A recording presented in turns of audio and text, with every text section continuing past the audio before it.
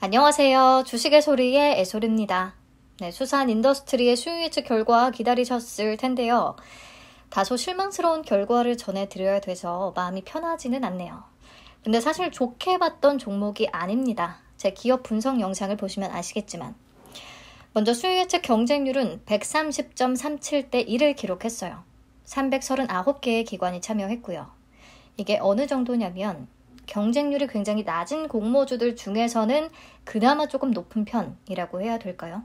네, 그래봤자 500대 1 미만이면 매우 낮은 수준인 거죠. 그렇게 생각하시면 되겠는데, 자, 수요 예측 결과를 더 살펴보기 전에 짚고 넘어가야 되는 부분이 있습니다. 경쟁률 밑에 주석으로 이렇게 쓰여 있어요. 수요 예측 참여 건수 및 수량은 기관 투자자 배정 물량인 55%에서 75% 중에 상단인 75%를 기준으로 주문을 받은 결과이며, 그러니까 많은 수량을 기준으로 주문을 받았고 경쟁률은 하단인 55% 기준으로 산출했다. 자, 그렇다면 기관 투자자들에게 55%를 배정하겠다는 뜻이겠죠. 그러면요, 이 회사가 우리사주 조합에다가 20%를 배정을 했기 때문에 배정 비율이 왼쪽 표와 같아야 합니다. 우리사주 조합의 20%, 일반 청약자에게 25%, 기관 투자자들에게 55%, 이렇게 해야 딱 100%가 떨어져요. 그리고 요걸 기준으로 해서 삼성증권과 미래에셋증권이 93%와 7%의 비율로 배정을 받았거든요. 일반 청약자 수량인 142만 8,750주를 삼성증권이 93%, 미래에셋이 7%로 나눠 가졌다는 소리입니다. 자, 그런데 제가 지금 삼성증권과 미래에셋증권의 MTS에 접속을 해서 확인을 해보니까요. 일반 청약자의 배정 물량이 증가해 있더라고요.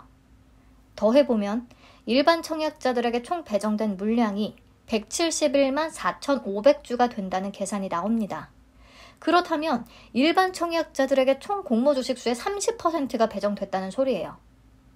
그러면 일반 청약자에게 배정된 비율이 25%에서 30%로 늘어난 만큼 어딘가에서 비율이 줄어들어야 합니다. 근데 우리사주 조합에 배정된 물량이 감소했을 가능성이 좀 있어 보여요. 아니, 근데 이 부분은요, 수요 예측 결과를 공개하면서 투자 설명서 정정을 통해서 정확하게 명시를 해줬어야 되는 부분이에요. 우리사주 조합, 일반 청약자, 기관 투자자들한테 최종적으로 몇 주가 배정이 됐는지. 근데 이 기본적인 부분이 정정이 안 되어 있더라고요. 위니아 에이드 때와 똑같습니다. 일부러 정정을 안 하나 싶기도 하고요. 만약에 이게 정말 좋은 종목이었다면, 막 기관 투자자들이 엄청 배정을 받고 싶어 했던 종목이라면 이렇게 일반 청약자들의 배정 물량이 늘어나지 않아요. 뭔가 문제가 있을 때 꼭 이렇게 일반 청약자 배정 물량이 증가합니다. 자, 아무튼 제가 MTS를 기준으로 수량을 보고 말씀을 드렸는데요. 내일 또 변경이 될 수도 있으니까 다시 한번 체크하도록 하겠습니다. 넘어가서 신청 가격 분포표 보시죠. 공모가 밴드는 35,000원에서 43,100원이었는데 상단 이상을 제시한 비율이 신청 수량 기준으로 70.21% 정도가 됐습니다. 적지 않죠? 꽤 많은 수량을 밴드 상단 이상으로 신청을 한 거예요. 하지만 밴드 하단과 하단 미만을 적어낸 기관 수가 또 38.64%나 됐습니다. 무시할 수 없는 수준이죠. 거의 40%에 달하는 수의 기관들이 밴드 하단과 하단 미만을 써냈다는 소리니까. 그리고 밴드 하단인 35,000원을 써낸 기관이 총 77개가 있는데요. 신청 수량으로 보면 꽤 많아요. 즉, 밴드 하단 정도면 그래도 좀 받아볼만 하겠다라고 생각한 기관들이 좀 있었던 것 같습니다. 자, 아무튼요, 신청 수량으로 봤을 때 밴드 상단 이상의 비율이 70%를 넘어가기 때문에 그냥 밴드 상단으로 밀어붙였을 수도 있을 것 같기는 한데, 네, 다행히 공모가는 밴드 하단인 35,000원에 확정이 됐습니다. 밴드 하단과 하단 미만을 써낸 기관이 꽤 많았으니까 그걸 무시할 수는 없었겠죠. 네, 넘어가서 의무보유 확약 비율을 보시면 참여 건수 기준으로는 10.62%, 신청 수량 기준으로는 18.95%를 기록했습니다. 어제부터 계속 그러네요. 경쟁률 대비해서 확약 비율이 좀 높은 모습이 나타나요. 이제는 진짜 기관들도 아니다 싶으면 아예 참여를 안 해버리고 참여한 기관들 중에서는 아예 확약을 신청할 정도로 받고 싶어 하는 기관들이 참여를 하고 이렇게 기관 투자자들 안에서도 의견이 확 갈리는 모습이 나타나기 때문에 이런 결과가 나오고 있다고 파악을 해볼 수 있을 것 같습니다. 그리고 보면 1개월, 3개월, 6개월 확약을 건 기관들이 많은 수량을 신청했어요. 그렇다 보니까 신청 수량 기준으로 18.95%까지 올라간 거죠. 여기서 최종적으로 배정을 할 때 이 확약을 건 기관들 위주로 좀 많은 수량을 배정을 한다고 해도요. 워낙에 참여 기관 수 자체가 많지는 않아서 비율을 막 크게 끌어올리기는 어려울 수도 있다는 거. 그 정도 확인하시면 되겠습니다. 네, 공모 개요에서 변경된 부분은 우선 공모가가 하단에 결정이 됐기 때문에 총 공모 규모는 약 2천억 원, 시가총액은 5천억 원 정도가 된다는 거. 그리고 일반 청약자에게 배정된 물량은 아무래도 30%인 것 같은데요. 투자 설명서상에 정확히 기재를 안 했기 때문에 내일 다시 보면서 확인을 해야 될 것 같아요. 그리고 이 종목은 환불까지 4일이 걸립니다. 이것도 단점이네요. 삼성증권과 미래에셋증권에서 청약이 진행되고요. 자, 앞에서 제가 우리사조 조합에 배정된 물량이 아무래도 좀 줄어든 것 같다고 얘기를 했는데 만약에 그냥 20% 그대로 배정이 다 됐다고 하면 1인당 평균 배정 금액이 약 3,300만 원 꼴이거든요. 그래서 미달이 날 가능성이 있다고 생각을 해요. 근데 미달이 나기 전에 아예 우리사조 조합 배정된 물량을 줄인 건지 뭔지 좀 파악은 필요하겠습니다. 네, 상장 직후에 유통 가능한 물량은 32%, 기존 주주 비율은 없는데 금액으로 계산했을 때 약 1,600억 원 규모나 돼서 이 물량을 다 소화시키고 올릴 가능성이 있을 것인지를 생각하면 좀 어려울 것 같아요. 네, 정리는 화면으로 대신하겠습니다. 다시 한번 쭉 보시면 되겠고요. 오늘도 요거 한번 따져보죠. 가격 메리트가 생겼는지. 네, 유통시총은 작지 않죠. 커요. 기존 주주 비율이 없기는 하지만 워낙에 유통 가능 금액 규모가 커서 별로 메리트는 없습니다. 확약 비율은 꽤 높기는 하고요. 근데 워낙에 참여 기관 수 자체가 적은 데다가 그중에 몇몇 개의 기관이 많은 수량을 참여한 거라 좋다고 보기에는 좀 아쉬울 수 있어요. 네, 밸류에이션 다시 해봤습니다. 최근 4개 분기 순이익과 공모가 기준으로 계산한 수산 인더스트리의 펀은 10배예요.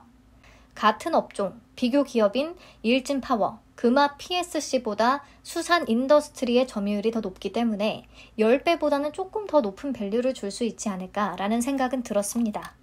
자, 근데 혹시 기억나세요?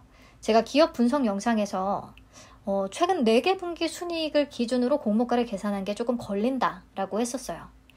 2021년 실적에는 일회성 수익들이 포함이 되어 있었고 또 실제로 2022년 1분기 순이익이 작년 1분기 순이익보다 낮은 수치를 기록했고 그리고 원자력 발전 설비 계획 예방 정비공사 주기에 따라서 2022년에는 수행 실적이 오히려 감소할 수 있다라는 부분. 그래서요. 그냥 22년 1분기를 곱하기 4해서 연한산한 순이익 기준으로도 펄을 한번 계산해 봤습니다. 그러면 11.57배가 나오거든요. 그렇다면 금화 PSC보다는 이미 조금 훨씬 높은 수준이고요. 일진파워 대비해서는 조금 낮은 수준입니다. 그래서 그래도 조금은 상단 룸이 열려있지 않을까 싶기는 한데 계속 보면 볼수록 너무 위니아 에이드 때의 기억이 자꾸 떠올라요. 위니아 에이드도 가격 메리트는 좀 있다고 봤거든요. 그리고 그 밖에 다른 조건들도 비슷합니다. 유통 가능 물량, 기존 주주 비율 이런 것들. 근데 두 개의 산업 모두 저는 성장성 측면에서는 조금 점수를 주기 어렵다고 봤어요. 그리고 보면 수요 예측 결과는 심지어 위니아 에이드가 더 좋았습니다. 근데 결과는 매우 처참했고요. 그래서 마찬가지예요. 저는 수산 인더스트리의 발전 정비 사업 자체가 크게 성장할 수 있는 섹터는 아니라고 생각을 하고요. 현재 정부의 원전 정책으로 인해서 수혜를 받을 수는 있겠지만 뼈대 자체는 크게 매력적이지 않다고 생각을 했어요. 혹시 그렇더라도 원자력 발전의 비중 증가 계획과 그 밖에 신재생 에너지 확대, 소형 원자로 시장 진출 이런 것들에 점수를 많이 주고 싶다면 참여를 하는 건 여러분들의 선택이겠고요. 근데 시장에서 접근해도 늦지 않다고 생각을 합니다.